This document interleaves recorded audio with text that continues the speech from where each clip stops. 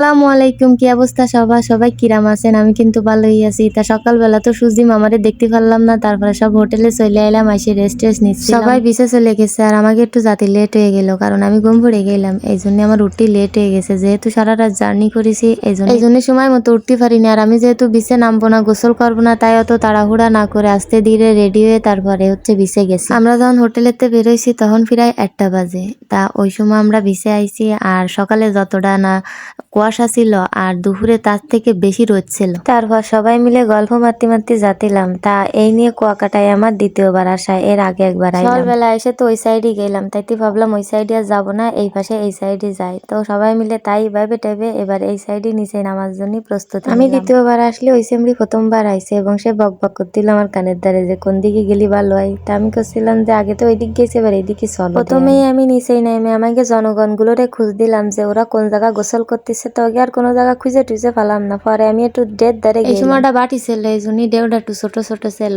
আর জোয়ারের সময় সে সময় একটু বড় ডেউ হয়, আর এটা তো কক্সবাজার না, কক্সবাজার অনেক বড় বড়। যাই হোক, আমি তো আর পানিতে নামবো না, সেই জন্য আমি আর বেশি নিচে নামিনি, গায়ে পানি। আর এই দুপুর টাইমে সবাই এসে গোসল করতে, শুধু আমরা না, আমরা তো গোসল করতিলাম না, আর মেলা মানুষ দেখলাম সব গোসল করতেছে, আর সাথে বাচ্চারাও ছিল। বাচ্চারা আবার পানি নিয়ে খেলা করতেছিল, তাই দেখতিলাম দাঁড়ায়। আমার হলো জম্মের শীত, পায়ে পানি লাগছিল, তাই শীত করছিল। তা আমি এই জায়গায় এসে একটু উড়ে উড়ে ভিডিও করছিলাম, আর কি সুন্দর। আর ওই সাইডে স্পিড বোর্ড আছে, ওই স্পিড বোর্ড উঠে সবাই মিলে মানসিরা কতিল আর কি, যে ওরা নাকি ফকিরাট ঘুরবে। তা ও নিয়ে যে ফকিরাট আছে তা আমি জানতাম না। আমি ভাবিছি ওই স্পিড বোর্ডে উঠে আমাকে ফকিরাটে আসা যায়, পরে দেই কি না ওই জায়গার ফকিরাটে যায়। তা আমি একটা লাভ আঁকিলাম যে মানসিকও দেই কক্সবাজার বা কুয়াকাটায় গেলে এরম একটা লাভ আঁকে আর ভিতরে লেটা লেয়। তা ভাবলাম আমি একটু লেহি, তাই লেখা। তারপরে ভাবিছি এই জায়গায় দাঁড়ায় একটা সিনেমাটিক শট নেব। তা আমি আর ওইভাবে তো পারি না, কারণ আমি তো আর নায়িকা না, এই জন্য আর সিনেমাটিক শটটা আর হলো। গ্রামের চাচাতো বোন যদি যায় একটু কুয়াকাটায় যায় নায়িকা নায়িকা ভাব না নিয়ে, তাহলে কি হবে? যাই হোক, এটাকে সিরিয়াস ভাবে নেবেন না, একটু মজা করছিলাম। আর ঢেউটা এসে কি সুন্দর পার করে পড়লো, দেন কত সুন্দর ঢেউ। সমুদ্রে ছিল প্রচুর পরিমাণে বাতাস, আর যেই পরিমাণ ঢেউ, এত সুন্দর পরিবেশ, কি যে ভালো লাগছিল কি আর কব। এখন আপনারা আবার করতে পারেন ফ্যামিলি ট্যুর, তা ফ্যামিলির লোক কই, কাউরেই তো দেখি না, শুধু আপনারই দেখি। ওই দেন শুধু ফাউডুক। আর সবাই তো ক্যামেরার সামনে আসতে অভ্যস্ত না বা আসেও না, এই জন্য শুধু আমি আসি, এই জন্য আমারই দেখেন আপনারা। ওই দেন আমি কিভাবে উড়ে উড়ে বেড়াচ্ছি। যাই হোক, ভিডিওটা আর বড় করবো না, মেলাক্ষণ ধরে বক বক করতেছি। সবাই সুস্থ থাকেন, ভালো থাকেন। নেক্সট কোনো ভিডিও নিয়ে আবারও চলে আসবো, ততক্ষণে আল্লাহ হাফেজ।